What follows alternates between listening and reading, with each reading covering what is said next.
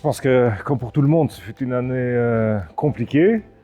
Par contre, c'est aussi une année où Post a su démontrer ses forces, où on a su mettre en évidence ce qu'on est capable de faire, vu qu'on a été déclaré service essentiel et durant toute la période de la crise, il a fallu assumer. Et c'est ce qu'on a fait.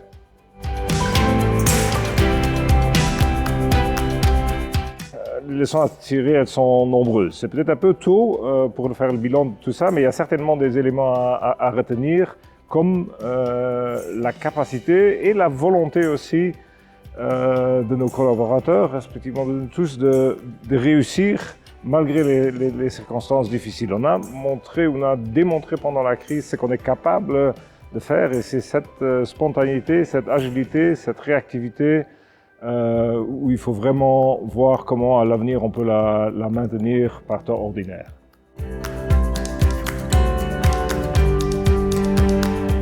C'est un bilan relativement mitigé et relativement complexe à tirer. Il y a des parties de notre business qui a définitivement profité de la crise. Je pense que côté télécom, il y a certains aspects qui ont évolué en notre faveur. Je pense que ce n'est pas une grosse surprise. Par contre, il y en a d'autres également qui ont souffert, comme bien d'autres acteurs dans la crise, dont notamment le courrier classique qui a quand même sévèrement souffert.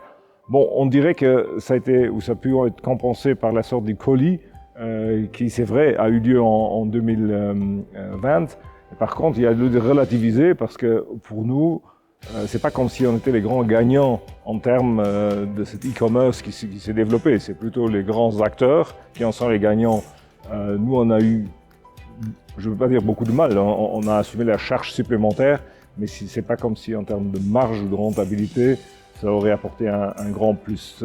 On a fait le bilan détaillé aussi pour le groupe et on peut dire qu'on est presque, ou qu'il n'y a pas d'incidence financière, ou que l'incidence financière est presque nulle au niveau du résultat de l'an 2020. Il va falloir continuer sur la trajectoire qu'on a engagée depuis un certain temps. On investit beaucoup dans les infrastructures. De ce fait, j'aime bien nous positionner un peu comme le moteur de la digitalisation au Luxembourg, mais non seulement du fait de nos investissements dans les infrastructures, mais aussi de la part du fait de la diversité et de la diversification qui va au-delà de notre portefeuille de services. Si aujourd'hui j'aime bien nous qualifier comme le moteur de la digitalisation, ça ferait plaisir de pouvoir dire en 2030 c'est le moteur de l'innovation.